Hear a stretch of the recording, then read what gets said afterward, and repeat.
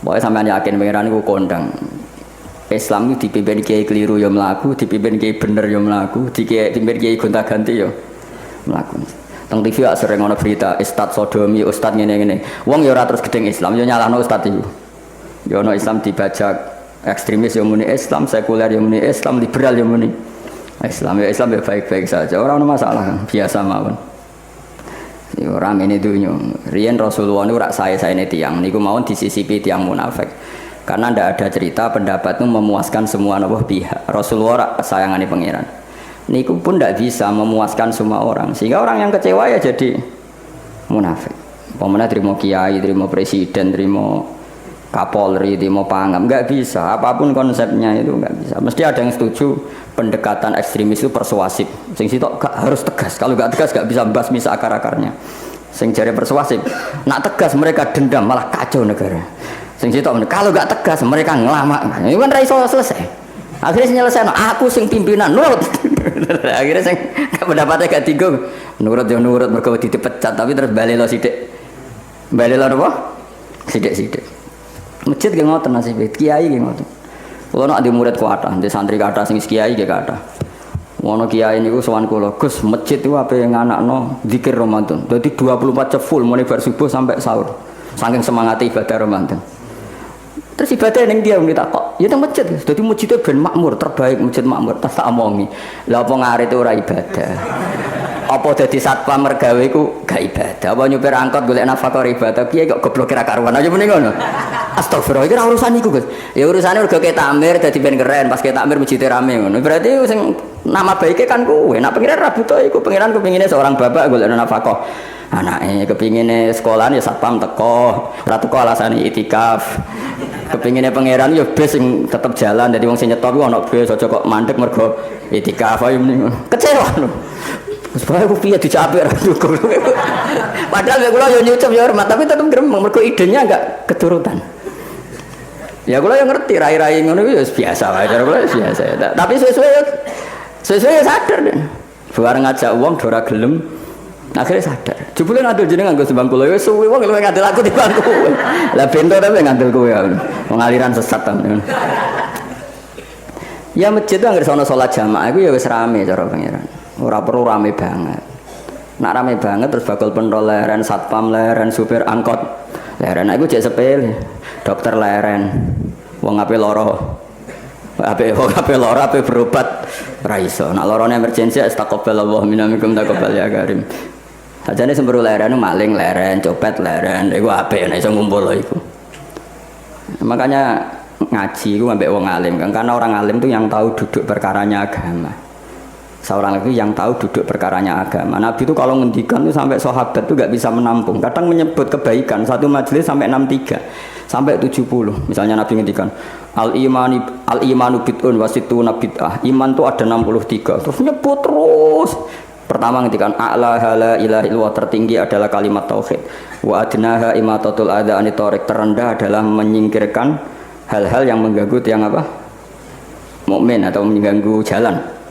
Terus ngendikan seperti itu.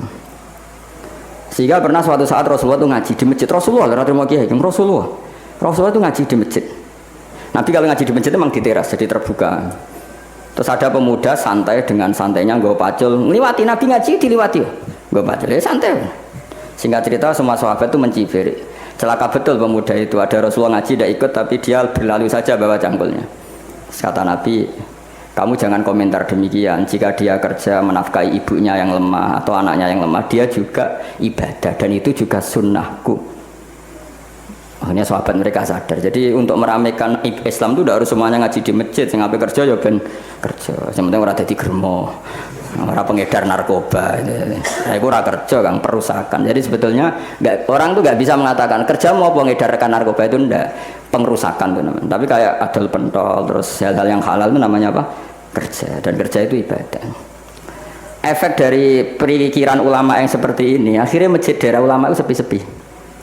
Mergo ngomong ngono terus wong wae nak ngono ora perlu ning masjid. Lah iku kesimpulannya sing salah. Kok terus kesimpulannya nak ngono ora perlu ning masjid bar saiki.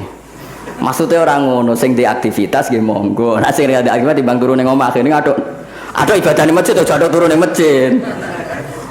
Nah, akhirnya daerah-daerah tertentu yang akeh ulama mesti masjidnya sepi, tak jamin. Jajal gitu loh nih Rembang. Oh, tambah sepi. Karena ulama cara berpikir, jauh kerja ya, ibadah ngernet ya, ibadah mulang ya ibadah. Akhirnya orang masjid pas tarawih. Iku wae golek sing cepet. Tapi kunane kuno, Nabi sekalipun itu yang namanya orang yang mendengar tetap ada yang menolak. Konsep perang di luar kota itu kan secara teori militer itu rasional. Bikin kontak ya rasional, tapi orang yang berpendapat tadi, ya Rasulullah kita di rumah saja, itu ya gelo. Kayak tadi orang yang ingin memakmurkan masjid kemudian kan saya seperti itu ya gelo. Kalau pikiran saya, suatu saat dia sadar, intinya sadar, terus sowan saya sadar, karena ya muridnya ada murid beda angkatan ya, dia semi teman sama saya.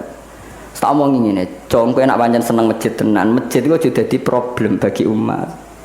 Misalnya gini, aja sampai kenapa orang nyupir angkot demi nak mirno masjid, kenapa orang tugas satpam demi makmurno masjid. Berarti masjid ini menjadi problem penghalang dari sistem sosial ekonomi. Kowe seneng masjid darani problem, kowe seneng masjid dianggap kambing hitam.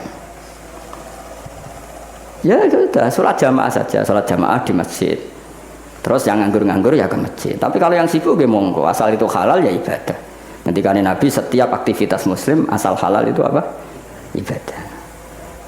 Makanya kita harus, nah tapi kan pendapat seperti ini itu kan kadang dibantah juga. Tapi ke Ramadan Gus tahun pisah, nusuk ngunjina rasa setuju. Tak bukti kalau dia hadun nafsi tak tes.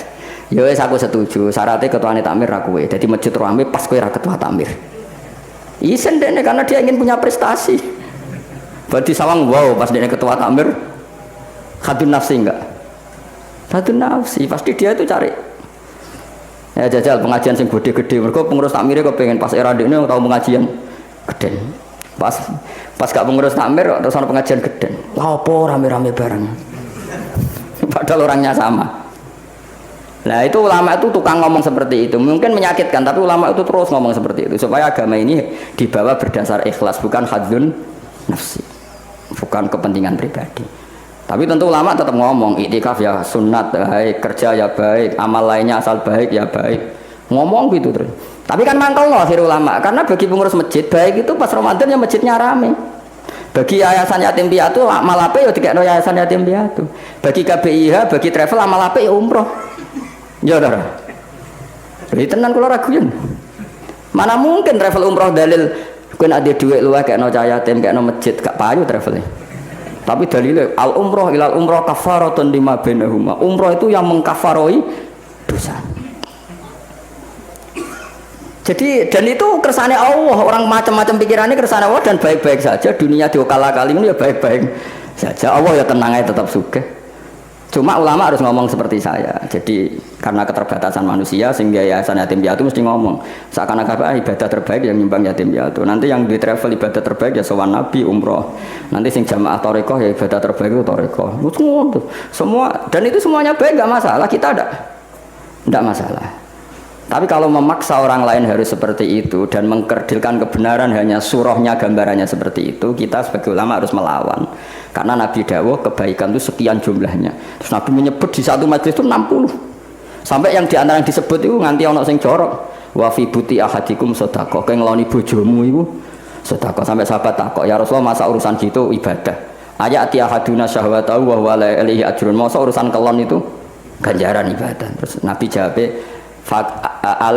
kata Nabi, "Faqih falawadu'a fi haramin akana alaihi wisrun." Kalau andikan dia meletakkan mental seksnya atau aktivitas seksnya di luar yang halal, apakah itu tidak dosa?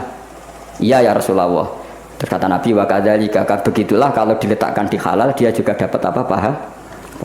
Terakhir Nabi ngendikan, takufu syarraka anin nas fa innaha shadaqatun minka ala nafsik. Jika kamu itikaf di masjid tidak bisa, adol pentol tidak bisa, jadi satpam tidak bisa, aktivitas sosial yang menguntungkan orang lain tidak bisa. Takufu syarraka anin nas. Yang penting kamu tidak berbuat buruk yang merugikan manusia.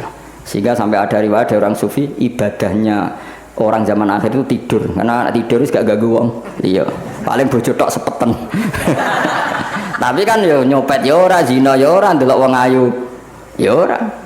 Nah itu sampai Nabi terakhir nyebut dari sekian kebaikan tuh kalau nggak mungkin kata Nabi takufu syarraka anin nas fa innaha shadaqatun minka ala nafsik. Sementing kamu tidak melukai atau merugikan orang apa?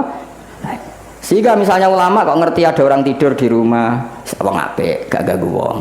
Ana bajingan mati, wong apik, ora iso bajingan meneh. Nah, akhirnya masyhur orang krono bajingan mati, kiai tenan. Saya ge mayit niku, wong gak siap nih saya. Bajingan sih. Saya padahal ning atine kiai nek mati ya apik dong ora iso bajingan. Akhir dari bajingane ya wis mati. Wis sekarang ngakhiri bajingan apik ta elek? Apik. Berarti matine elek ta apik?